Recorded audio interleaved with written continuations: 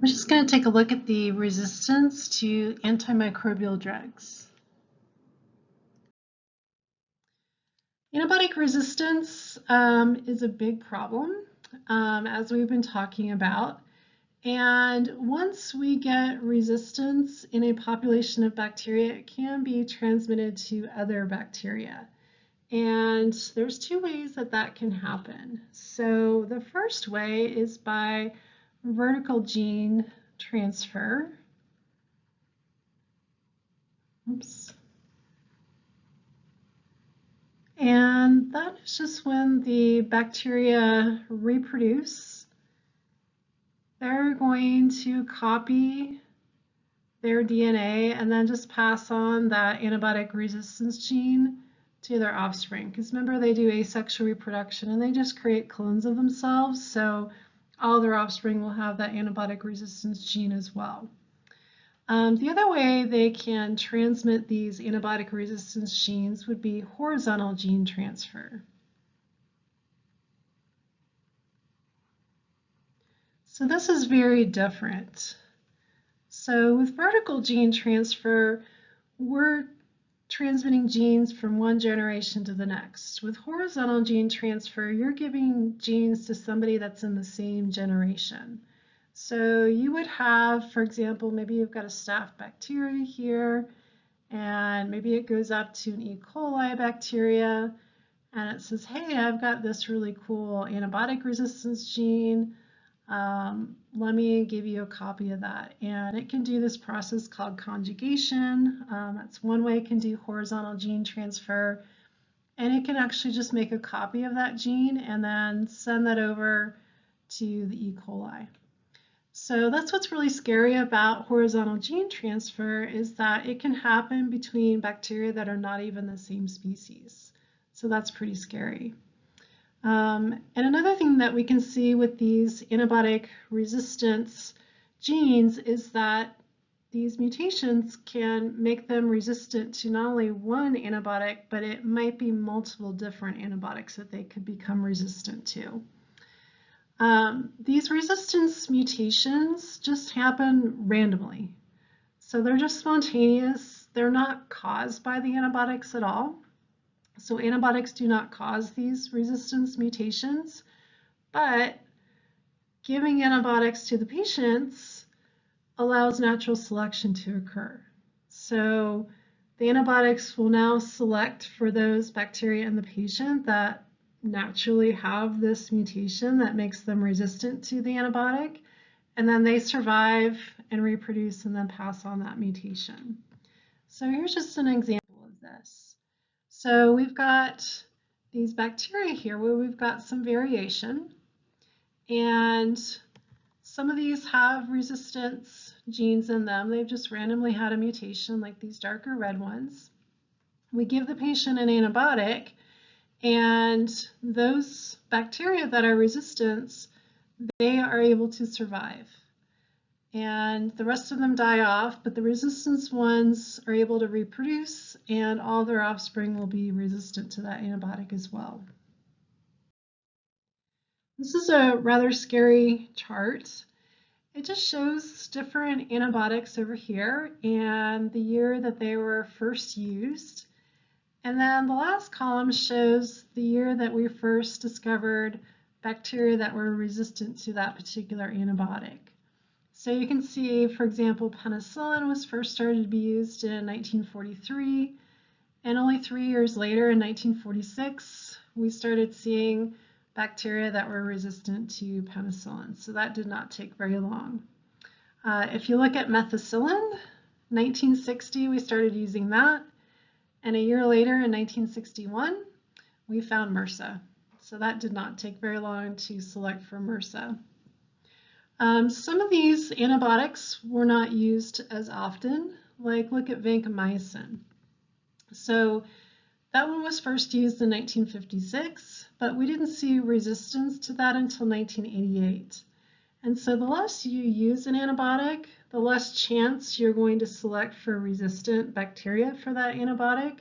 And so it takes longer to see resistance to it. So the more you use an antibiotic, the quicker we're going to see resistance to it. And so the vancomycin, originally it was just in an IV formulation, and that's not something you would prescribe to patients to go home with. You'd only use it in the hospital, so it wasn't used very often.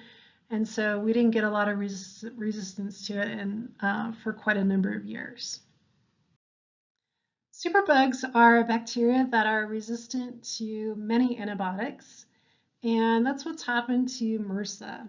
So MRSA has now developed resistance to vancomycin, and now we have MRSA. So we've actually traced this back to a patient in Michigan in 2002. This patient was a diabetic and had kidney failure from the diabetes and was undergoing dialysis. And this patient had both MRSA and also vancomycin-resistant enterococcus. And what happened in this patient is that the MRSA bacteria and the VRE bacteria, they got together and they did this horizontal gene transfer. Okay. And the way they did this horizontal gene transfer is they did conjugation, which uses this sex pilus, this little protein tube. And these VRE bacteria had a gene that made them resistant to the vancomycin. And so they went up to the MRSA bacteria and said, hey, let me give you this copy of this really cool antibiotic resistance gene. And they passed over to MRSA the vancomycin resistance gene. And that's how MRSA became VRSA. And now we've got this highly resistant Staph aureus that's very difficult to treat. And we used to use vancomycin to treat MRSA, and now we've got Staph aureus that we can't even treat with vancomycin anymore. So it's resistant to that.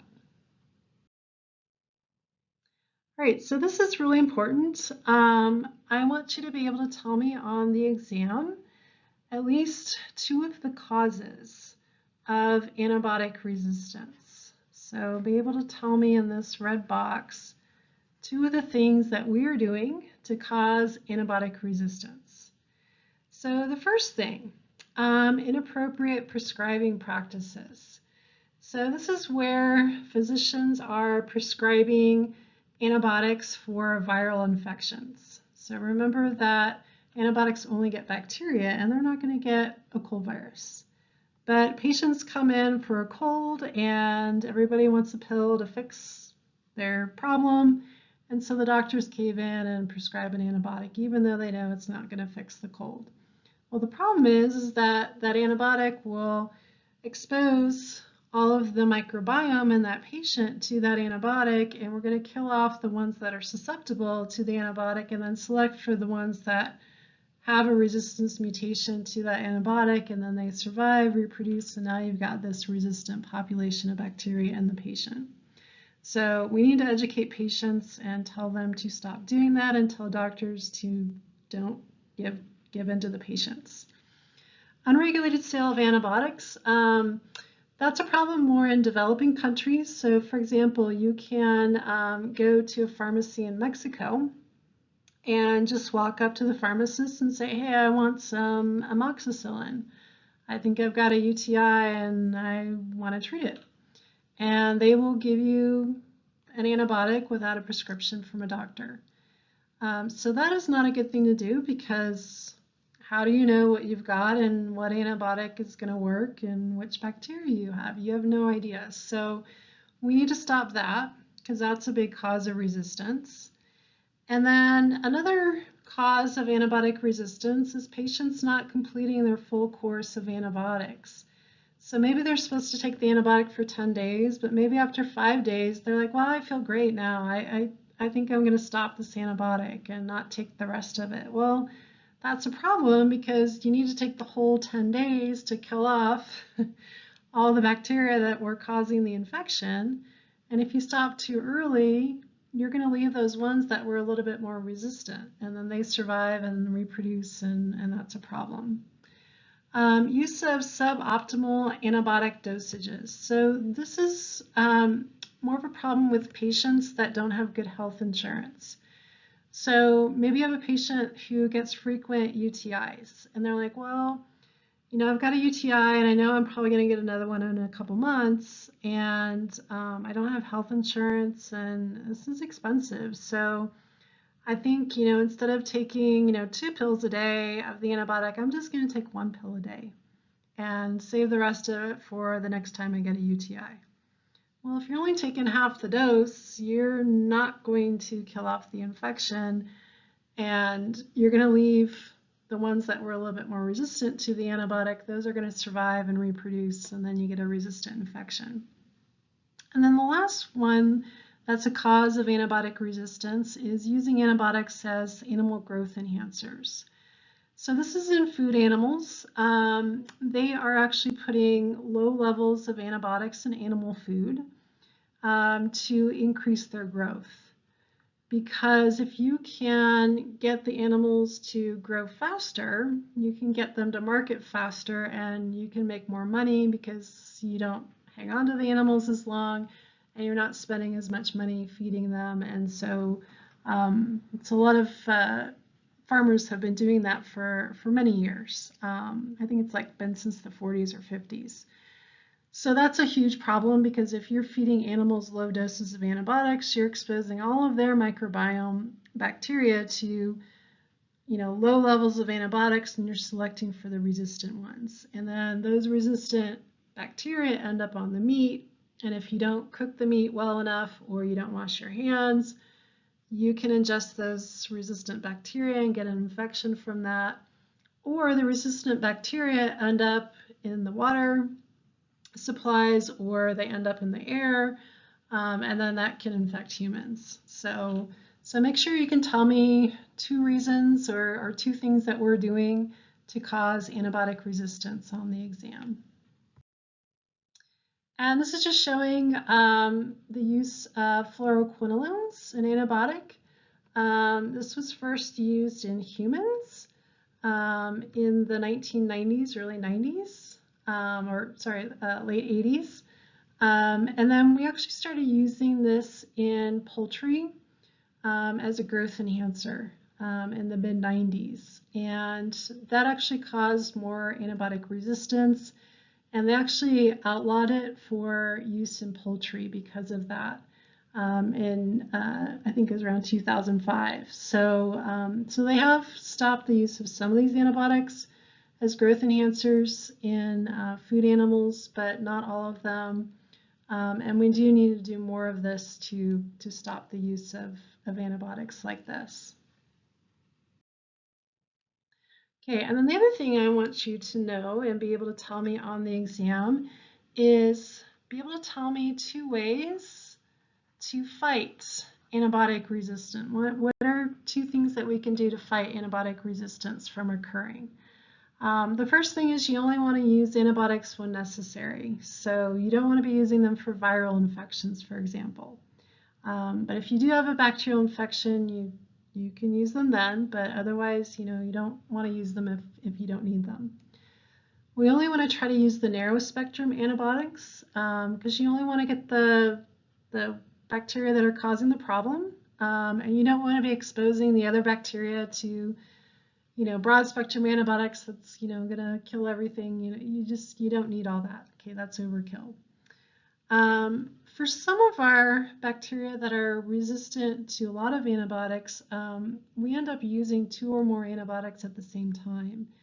And that's because if you use 2 or more antibiotics, it's going to be hard for them to be resistant to 2 or more drugs. And so you're more likely to get rid of the infection and not develop resistance with that. So that's something else that we're doing. And then just making sure that patients are taking the full dose, that they're not, skipping doses or taking half the dose. And a lot of that's addressing our health insurance problems in the country. And then educating patients to make sure they take the whole course of the antibiotics. So even if they're feeling better, they need to finish all the pills. Don't stop early. regulating the sale of antibiotics, so making sure that other countries are requiring a prescription from a doctor in order to get an antibiotic. And then also regulating antibiotic use in food animals. So they are starting to crack down on this in the US, but there's a lot of lobbyists that oppose this from the food animal industry, and so it is something that more work needs to be done on. They're much farther ahead on us in Europe on this as far as outlawing the antibiotic use in food animals in Europe. So, and then we need to kind of think outside the box too, because a lot of drug companies aren't developing new antibiotics. So, looking into using these viruses, bacteriophages, to treat bacterial infections, using CRISPR, cutting out the antibiotic resistance genes from the bacteria would also be another option to get rid of the infection. So there are 4 basic mechanisms by which bacteria can be resistant to different antibiotics. One of them is that they can produce enzymes that can inactivate the antibiotic. A great example of that would be the bacteria that are able to produce the beta-lactamase enzymes. So those enzymes are able to break down the beta-lactam antibiotics, and then they're no longer able to work. And then another mechanism would be preventing the entrance of the drug into the bacterial cell. So a good example of this would be the gram-negative bacteria. So in general, they're going to be more resistant to antibiotics than the gram-positive bacteria. And if you remember, what is it about their structure of their cell wall that makes them more resistant to antibiotics than the gram-positive bacteria?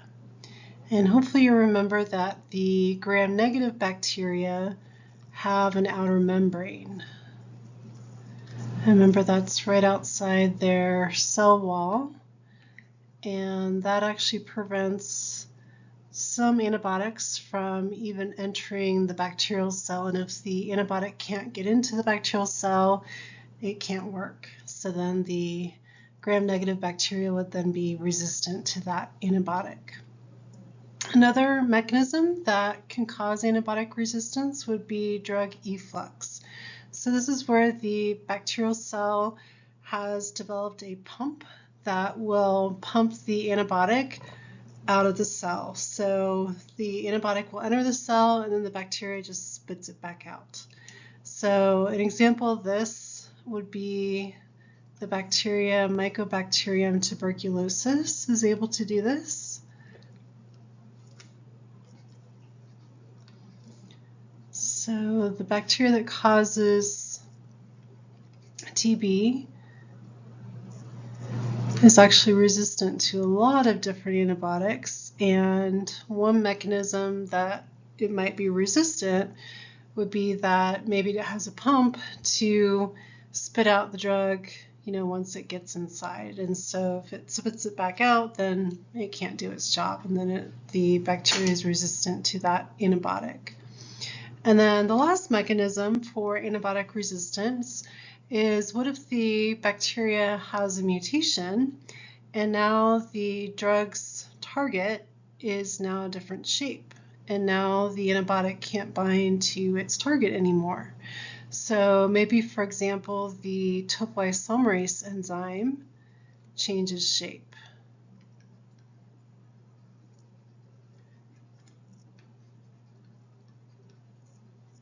So there's a mutation, and some of the bacteria, their topoisomerase enzyme changes shape.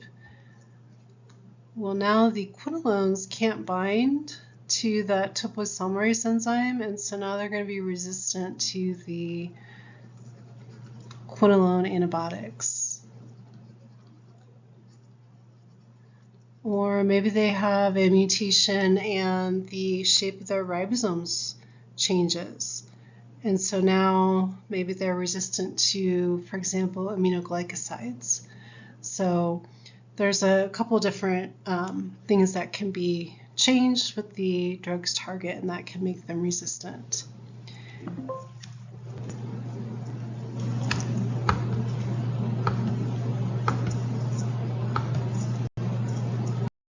This picture is just from your book, and it just shows the 4 basic mechanisms of antibiotic resistance. So the first one down here on the bottom left, we talked about how some bacteria can produce enzymes to chew up the antibiotics, so maybe like a beta-lactamase enzyme. And then over here on the top right, we talked about how some bacteria can prevent the antibiotics from even getting into the cell. So maybe like it's a gram-negative bacteria in that outer membrane is preventing the antibiotic from even getting in. And then we talked about how some bacteria have pumps that can spit the antibiotic back out. So as soon as the antibiotic enters the cell, they pump it back out. So some bacteria like Mycobacterium tuberculosis are able to do that. And then some bacteria will maybe have a mutation, and maybe they modify the target of what the antibiotic is going to bind to. So maybe they change the shape of the topoisomerase enzyme, or maybe they change the shape of their ribosome, and then that'll prevent certain antibiotics from binding to those, and then maybe they're resistant to like a quinolone or aminoglycoside, and then that will make them resistant to those.